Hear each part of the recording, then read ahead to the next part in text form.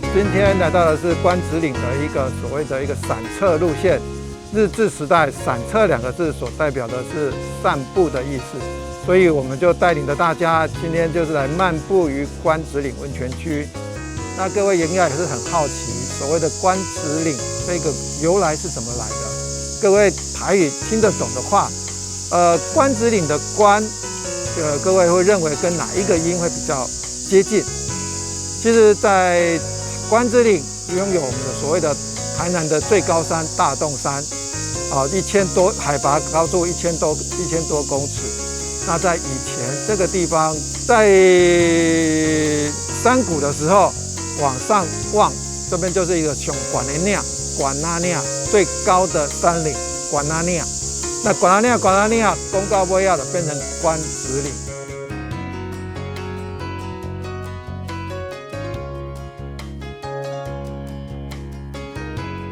那第一站来到的是我们的一个所谓的大成殿。以前这个地方它是属于日治时期的一个神社。那在神社的供奉的是我们的天照大神。那在国民政府过来以后，为了要去日本化，很多的建筑为了去日本化，他就把里面的天照大神请出去。结果要摆什么神明进去，好像一直都找不到适合的神明。要放我们的观世音菩萨，或是放我们的一个妈祖神像，一直都摆不到什么。到最后决定就是有一个中庸之道的一个至圣先师，就把我们的至圣先师摆上神社的一个供奉里面，到最后变成一个大成殿，这也就是大成殿的由来。那各位身后的建筑物所看到的，事实上目前是由西拉雅国家风景区所整建的。那未来这个地方除了是大成殿之外，也是西拉雅国家风景区的一个岭顶资讯站。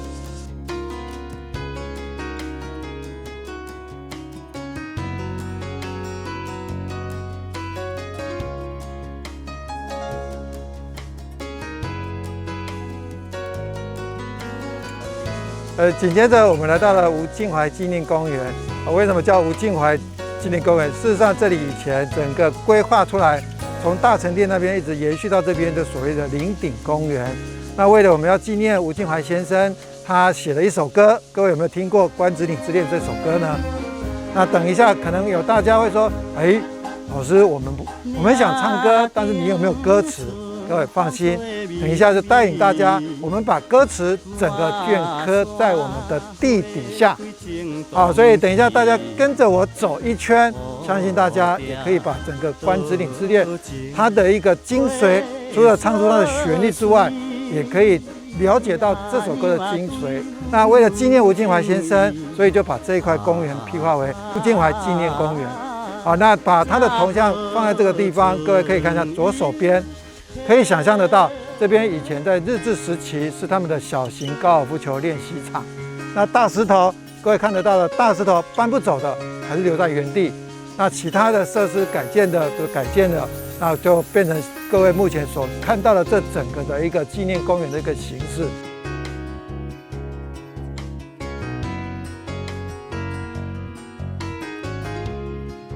关子岭地区还有一个称号叫做铁谷。所谓的铁谷，各位可以看得到正前方这个山谷，唯一要上来关子岭的道路，在175咖啡公路还没开辟之前，唯一要上来就只有从这个山谷往上爬。所以这个地方是易守难攻的地方，也是土匪容易占山为王的地方。所有的人要上来，就只有从这个山谷上来，所以这边才会有一个所谓的铁谷的一个封号。各位可以看一下这美妙的景致。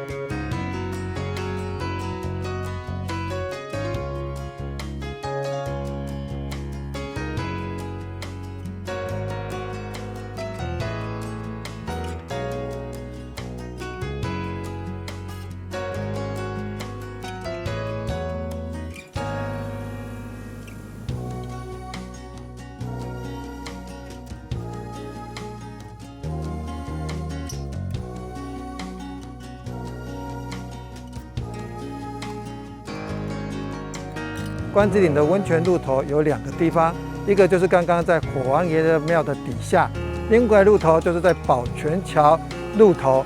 那宝泉桥路头当然就是一定有一座桥，叫做宝泉桥。那从宝泉桥下来以后的这个路头，也是关子岭出水最大宗的一个路头。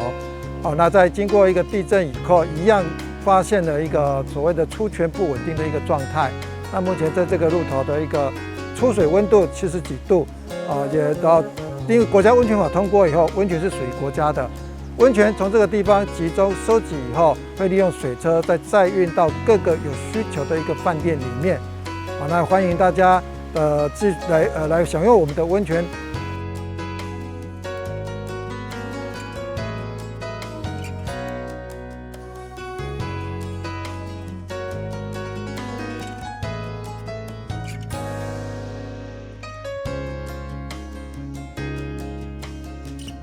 所谓的这里的温泉老街没有在卖东西，这里温泉老街是我们的开发关子岭的第一个开发的一个街道。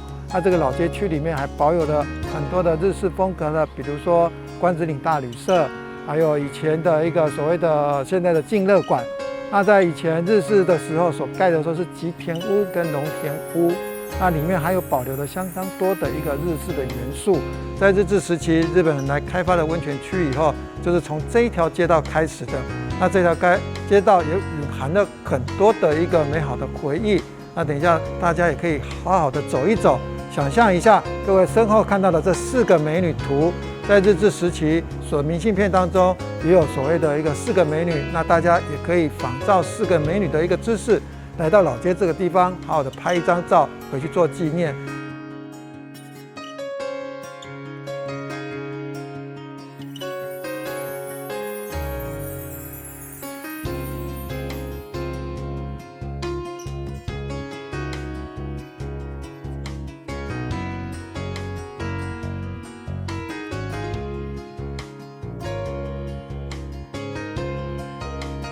各位身后所看到的火王爷庙，事实上它是属于去日本化的一个名称，它真正的名称叫做不动明王。不动明王他来到这个地方是从日本引进过来的。当时在日治时期，这里的温泉出头常常会乱窜乱跑，他们希望说，温泉你就乖乖的待在这个地方，陆陆续续的有出温泉来让我们使用享受。所以他从日本引入了这个不动明王，代表希望这个温泉能够乖乖的。可是为了去日本化以后，我们就把它就地化，把它称呼为火王爷。那继续的火王爷庙也继续供奉在这个地方，继续的保佑着来这里游玩的游客，让他们也能够一切的平安。